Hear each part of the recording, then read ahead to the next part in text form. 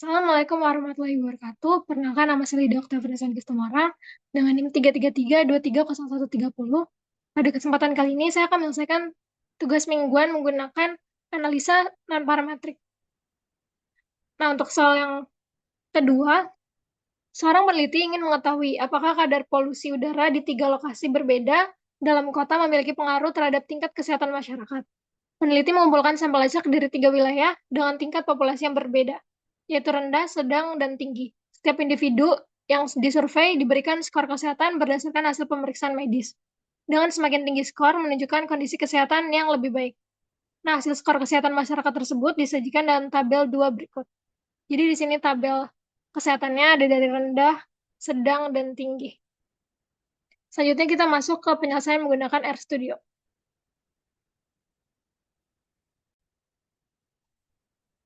Nah, di sini saya sudah buat codingannya. Jadi untuk soal yang kedua ini kita menggunakan uji mood median. Yang pertama harus kita lakukan adalah kita menginput datanya.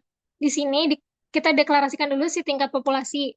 Nah, di soal kan tadi diketahui tingkat populasi dari tingkat yang rendah, kemudian yang sedang, dan tinggi. Selanjutnya kita mendeklarasikan juga dari skor kesehatan masyarakatnya. Di sini kita masukkan data-datanya dari yang tingkat rendah, sedang, dan tinggi. Di sini contohnya ada 72, 78, 81, 75, dan seterusnya. Kemudian kita akan exam datanya menggunakan dari data frame yang tadi tingkat populasinya dan skor kesehatan masyarakatnya. Nah, selanjutnya kita akan membuat box plot dasar. Di sini box plotnya itu dari skor kesehatan masyarakat sama tingkat populasinya, tingkat polusinya. Nah, untuk box plotnya dinamain box plot skor kepuasan per sistem kerja. Kemudian untuk sumbu X-nya itu dari tingkat populasinya dan sumbu Y-nya itu dari skor kesehatan masyarakatnya. Kemudian kita run. Nah, di sini muncul untuk datanya dari tingkat populasinya rendah, sedang, tinggi. Untuk rendah ini ada skor-skornya juga, rendah 72, 78, 81. Kemudian untuk yang sedang 65, 70, 68, dan yang tinggi ada di 85, 88, dan seterusnya. Nah, untuk plots-nya dapat kita lihat di sini. Di sini untuk yang tingkat sedang, ini untuk yang tingkat rendah, dan di sini untuk polusi yang tingkat tinggi. Nah, selanjutnya setelah kita membuat uh, plotnya, kemudian kita akan lanjut menginstal package. Di sini package-nya menggunakan RVI The Memory untuk melakukan tes dari moods median itu yang tidak ada di base R. Kemudian setelah kita install, kemudian kita aktifkan dari package tersebut.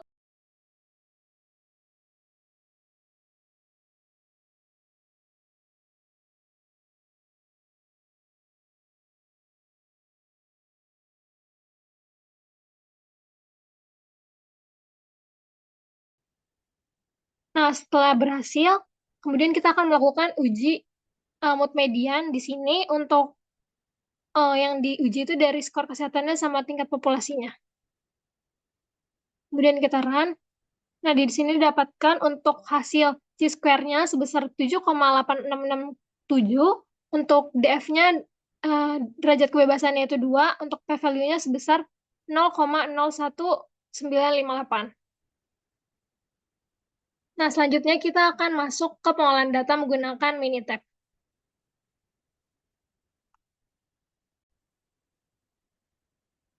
Nah, di sini udah ada tampilan dari Minitab-nya. Jadi sama kayak tadi kita deklarasikan dulu dari tingkat populasinya. Nah, di sini kita masukin data-datanya, kemudian nah di sini dapatkan hasilnya bahwa untuk tingkat populasi rendah mediannya itu 78, untuk tingkat populasi sedang mediannya 68, untuk yang tinggi 86,5, dan untuk secara keseluruhan mediannya itu di 76,5. Nah, kemudian di sini juga didapatkan bahwa untuk nilai C-square-nya sama kayak di RStudio di 7,87, untuk derajat kebebasannya juga 2, sama p-value-nya juga sama di 0,01958. Nah, di sini untuk pengujian itu H0 dideklarasikan sebagai median skor kesehatan populasi pada tingkat polusi yang sama. Kemudian di H1-nya itu atau hipotesis alternatifnya itu setidaknya ada satu median yang berbeda. Nah, karena dapatkan nilai p-value-nya sebesar 0,01958, di mana nilai ini lebih kecil dari nilai alfanya di 0,05, di nilai 0,05, nah maka H0 ditolak. Kesimpulannya jadinya bahwa terdapat perbedaan yang signifikan dalam skor kesehatan masyarakat antara wilayah dengan tingkat populasi yang rendah, yang sedang, dan tinggi. Artinya bahwa tingkat populasi daerah itu mempengaruhi atau berpengaruh terhadap skor kesehatan dari masyarakat.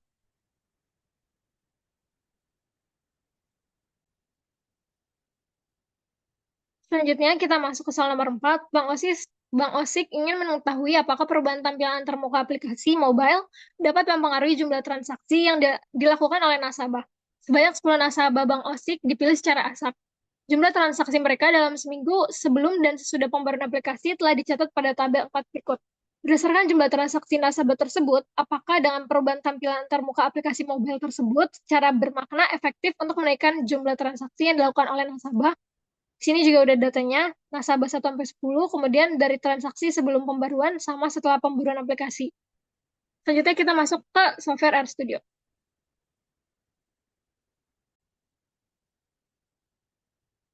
Nah, untuk soal nomor 4, kita melakukan penyelesaiannya dengan melakukan uji Wilson. Di sini kita masukkan, atau kita deklarasikan, untuk sebelum pembaruan aplikasi, kita masukkan data-data yang kita ketahui di soal. Sebelum pembaruan aplikasi itu di 15, 12, 20, 10, 18, 14, 11, dan seterusnya. Kemudian untuk setelah pembaruan aplikasi, kita juga masukkan data-datanya 18, 14, 22, 11, dan seterusnya. Kemudian kita akan lakukan Wilcox Wilcox test, di mana untuk data yang diambil itu dari yang tadi kita deklarasikan sebelum pembaruan aplikasi sama setelah pembaruan aplikasi. Nah, langsung aja kita run. Nah, di sini didapatkan untuk nilai p-value-nya itu sebesar di 0,005144. Selanjutnya kita masuk ke Minitab.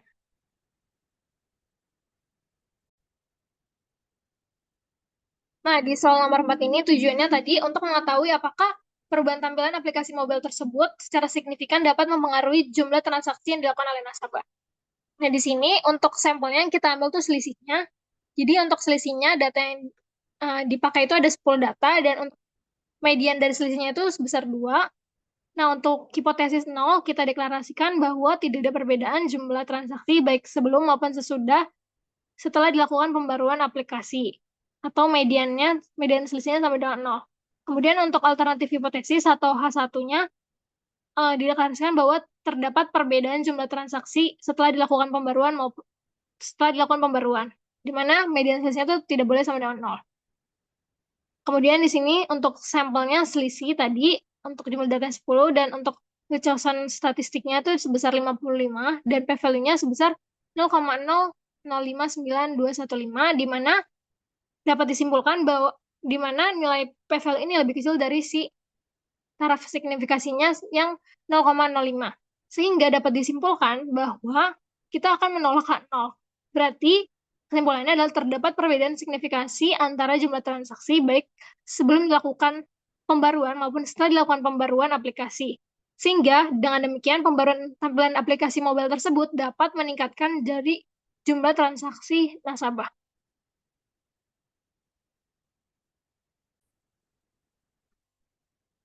Nah, selanjutnya kita masuk ke soal nomor 5. Untuk meningkatkan performa siswa dalam memahami materi, Laboratorium OSIK memberikan akses ke platform belajar online kepada sebagian mahasiswa sebagai tambahan sumber belajar. Setelah 1 semester, dilakukan evaluasi untuk melihat apakah ada perbedaan signifikan dalam nilai ujian akhir antara mahasiswa yang mendapat akses ke platform tersebut dengan yang tidak. Data nilai ujian akhir kedua kelompok mahasiswa diberikan dalam tabel berikut. Di sini, untuk mahasiswa tanpa akses platform itu ada sebanyak 9 orang, dengan nilai ujian sebagai berikut, 250, 270, dan seterusnya. Kemudian mahasiswa dengan akses platform itu ada 12 orang, dengan nilai ujian sebagai berikut, 180, 190, dan sebagainya. Nah, dengan nilai alfa senilai 0,05, tentukan apakah terdapat perbedaan yang signifikan dalam nilai ujian antara mahasiswa dengan akses platform dan yang tanpa akses platform. Nah, selanjutnya kita masuk ke software RStudio.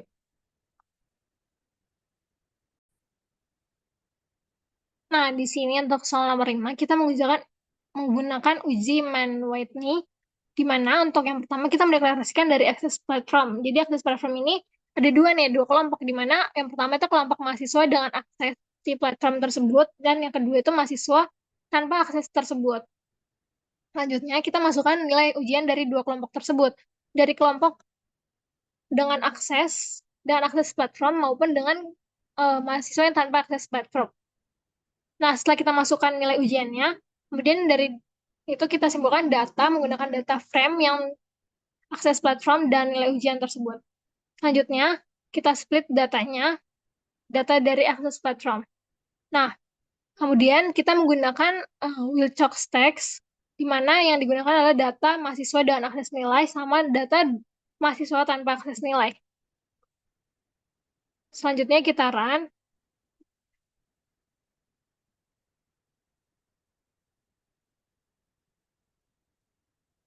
Nah, di sini didapatkan untuk nilai W-nya itu 0, untuk nilai p-value-nya sebesar 0,00011421.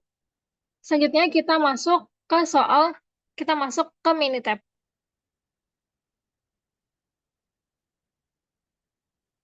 Nah, untuk soal nomor 5 ini, di sini kita menggunakan sampel dari dua kelompok tadi. Untuk yang sampel pertama, mahasiswa tanpa akses platform dengan data mahasiswanya sebanyak 9. Untuk mediannya atau nilai tengahnya itu 5. Kemudian kelompok kedua, mahasiswa dengan akses platform untuk datanya sebanyak 12 mahasiswa, untuk nilai mediannya 6,5. Nah, di sini untuk perkiraan sehari selisih mediannya itu ada di min 1,5. Kemudian untuk confident intervalnya itu di min 5,2. Untuk tingkat kepercayaan itu di 95. Nah, di sini untuk hipotesis nolnya itu bahwa tidak ada perbedaan median antara dua kelompok. N1 dikurang N2 sama dengan 0. Kemudian untuk alternatif hipotesis atau H1-nya, terdapat perbedaan median antara dua kelompok tersebut. N1 kurang N2 tidak boleh sama dengan 0. Nah, di sini ada metode tadi ada dua yang tanpa akses platform sama yang akses platform. Untuk p-value yang tanpa akses itu 85,50 dengan p-value-nya 0,3555. Kemudian untuk yang dengan platform itu p-value-nya 85,50 sama. Untuk p-value-nya yang berbeda di 0,35414. Nah, di sini karena p-value-nya itu lebih besar dari 0,05, maka dapat disimpulkan bahwa tidak terdapat perbedaan yang signifikan antara nilai ujian mahasiswa yang mendapatkan akses platform dengan mahasiswa yang tidak mendapatkan akses platform. Meskipun dari si median ini, si mahasiswa dengan akses platform itu lebih besar karena nilai 6,5, sedangkan yang tanpa akses platform 5,0, tapi perbedaan tersebut tidak cukup kuat untuk menunjukkan bahwa terdapat perbedaan. Tidak dapat menunjukkan perbedaan yang cukup kuat secara statistik untuk dianggap signifikan. Selanjutnya, Selanjutnya masuk ke nomor 7.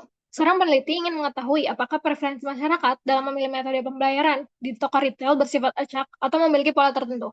Untuk itu, ia mengambil sampel acak dari 20 pelanggan yang berbelanja di sebuah toko dan mencatat metode pembayaran yang mereka gunakan. Jika pelanggan menggunakan tunai, maka diberikan kode 1. Jika menggunakan non-tunai, kartu atau dompet digital, maka diberikan kode 0. Nah, tabel 7 ini menyajikan hasil survei dari 10 orang yang diwawancarai secara berurutan. Untuk memastikan bahwa data tersebut benar-benar bersifat acak, dilakukan uji satu sampel dengan taraf kepercayaan sebesar 95% dengan taraf signifikasi 0,05. Berdasarkan data yang diperoleh, tentukan apakah urutan metode pembayaran ini terjadi secara acak atau terdapat pola tertentu. Nah, kita masuk ke software RStudio. Untuk soal nomor 7, kita menggunakan uji runTest. Di sini yang pertama kita lakukan adalah kita menginstal Pcast dari runTest-nya untuk menguji keacakan data. Yang kedua, kita menguji package dari test series, di mana yang digunakan untuk menganalisa dari data di arah waktu. Setelah kita install, kemudian kita akan aktifkan Pcast tersebut dengan sintaks library dan dalam kurung dari package-nya. Jadi ada dua dari runTest dan test series. Kita run.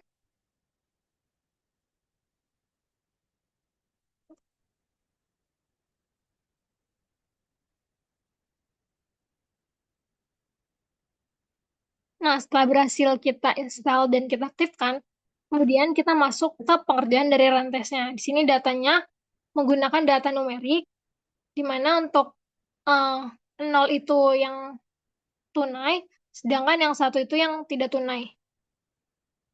Kita masukkan di sini ada 0, 1, 0, 1, 1, 1, 0, 1, 0, 0. Nah, selanjutnya kita masuk ke run-test-nya. Di sini kita akan menguji run-test. Jadi faktor tersebut akan mengubah data numerik menjadi data kategori.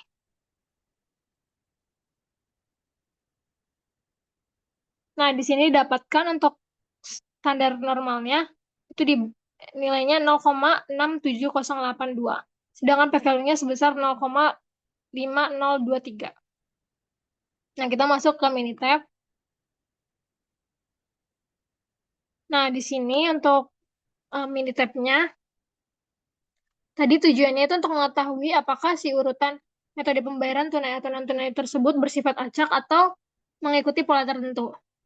Nah, di sini untuk jumlah dari observasinya diambil dari 10 data atau 10 pelanggan yang diwawancarai.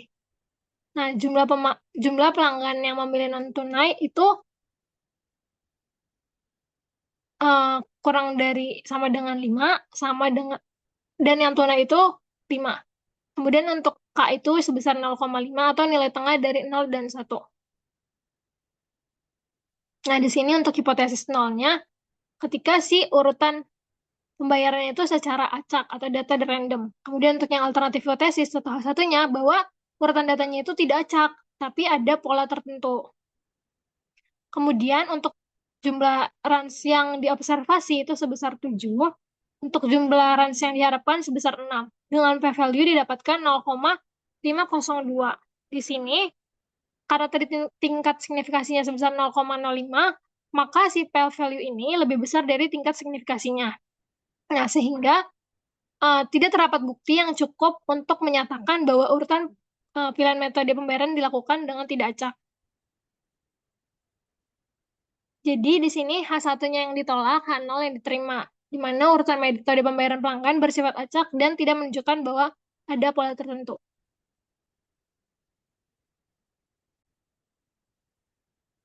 Sekian penjelasan dari saya mengenai pengerjaan tugas mingguan menggunakan analisa non-parametrik. Kurang lebihnya mohon maaf. Wassalamualaikum warahmatullahi wabarakatuh.